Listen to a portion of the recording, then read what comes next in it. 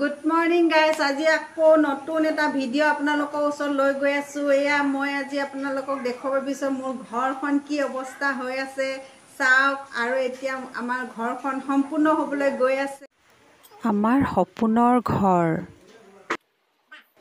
আমাৰ দৰে middle class ফেমিলিসকলৰ বাবে ঘৰ এখন সম্পূৰ্ণ কৰিবলৈ কত যে সংগ্ৰাম কৰিব লগা হয়, সেইবোৰ দুখ কেৱল আমাৰ দৰে মিডিল ক্লাছসকলেহে বুজি পাব। ঘৰ এখন বনাবলৈ কত যে কল্পনা, কত যে সপোনবোৰ বাস্তৱ দিবলৈ লওঁতেই বয়সেই ভাটি দিবলৈ লৈছে। এতিয়াও মনটো সাৰি যাব নোখোজোঁ।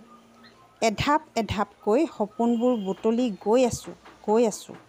কত যে কষ্ট ইয়াত সোমাই আছে, নেদেখাজনে কেতিয়াও উপলব্ধি কৰিব নোৱাৰে।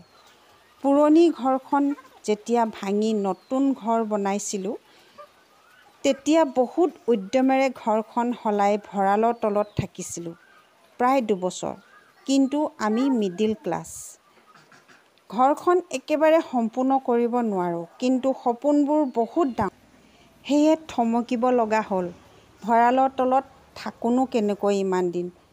আকৌ আহিলোঁ আধা দুপৰীয়া ঘৰখনতেই এচুকত থাকিবলৈ। আকৌ বস্তুবোৰ ইফালৰ পৰা সিফাললৈ কৰিলোঁ। এনেদৰে ইফাল সিফাল কৰোঁতেই নতুন বস্তুবোৰ কেতিয়া পুৰণা হ'বলৈ ধৰিলে গমেই নেপালোঁ। যিবোৰ বস্তু সযতনে থৈছিলোঁ, মই ভাবিছিলোঁ নতুন ঘৰখনত আটোমটোকাৰিকৈ সজাই থ'ম। কিন্তু সেইবোৰ দেখোন ভাঙি ছিঙি চুৰমাৰ হ'বলৈ ধৰিলে। এতিয়া দেখোন সেইবোৰ বস্তুৰ প্ৰতি মোহেই নাইকিয়া হ'ল। এতিয়া ভাৱনা আহিছে নতুন ঘৰখনত নতুন বস্তুহে কিনিব লাগিব। কত যে সম্পত্তি ইফাল সিফাল কৰি থওঁতে পুৰণা আৰু লেতেৰা হৈ গ'ল গমেই নাপালোঁ। বৰ দুখ লাগে কথাবোৰ মনত পৰি। ধনী মানুহৰ দৰে এবাৰতেই সম্পূৰ্ণকৈ ঘৰখন কমপ্লিট কৰিব পৰাহেঁতেন, কিন্তু নাই, আমি হ'লো মিডিল ক্লাছ। বাৰু যি কি নহওক, ঘৰখন আধা কমপ্লিট কৰিবলৈ সক্ষম হ'ম আৰু এনেদৰে দেখুৱাই গৈ থাকিম আপোনালোকক মোৰ সপোনৰ ঘৰখন। এটা সময়ত ঘৰ কমপ্লিট হ'ব, কিন্তু সিমান দিনলৈ চাগে মোৰ চুলিখিনিও পকি শেষ হ'ব। আৰু তেতিয়ালৈকে মই নিজেও মানুহজনী এই ঘৰখনৰ শুৱনি হৈ নাথাকিম চাগে। সেই যে শ্ব'কেছখন দেখিছে নহয়, কিমান ধুনীয়া আছিল সেই তেতিয়া দিনত। তাক মই এতিয়া এনে লাগিছে ষ্ট'ৰৰুমতেই থ'ম বুলি ভাবিছোঁ। আৰু সেই ৰঙা চোফাখন দেখিছে নহয়, তাক পাৰিলে ঘৰখনৰ ভিতৰতেই নথওঁ নেকি। এনেবোৰ কথা মোৰ মনলৈ আহিছে। আৰু যে কত বস্তু। বুকুৰ ভিতৰত অভাৱ কষ্টবোৰ লুকুৱাই ৰাখি হাঁহি এটি মুখত লৈ থকাজনেই বুজি পায় কষ্ট কি। ইয়াকেই কৈ কথা এটা মনত পৰিল থোৰতে কওঁ, সফলতা যদি লক্ষ্যস্থান হয়, সংগ্ৰাম হ'ব আমাৰ পথ।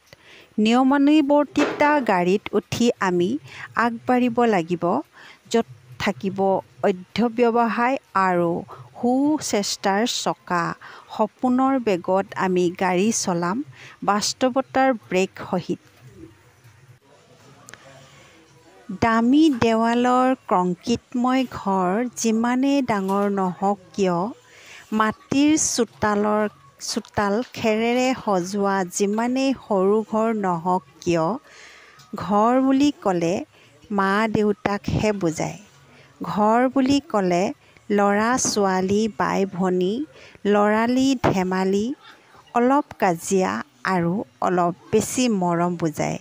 ঘৰ বুলি ক'লে গোটেই দিনটো কাম কৰি আহি ঘৰত এক কাপ চাহ, পৰিয়ালৰ সৈতে সোৱাদ লোৱা, বহু ৰকম কথা আৰু মাৰ মৰমৰ মুখখিনি চাই ভাল লগা মুহূৰ্তকেই কোৱা হয়। তাকে কৈ মোৰ ভিডিঅ'টো সামৰিলোঁ। কেনে লাগিলে আপোনালোকে জনাব প্লিজ। আৰু লগতে ছাবস্ক্ৰাইব কৰি দিব যিসকল নতুন ভিউৱাৰ্ছ। ধন্যবাদ।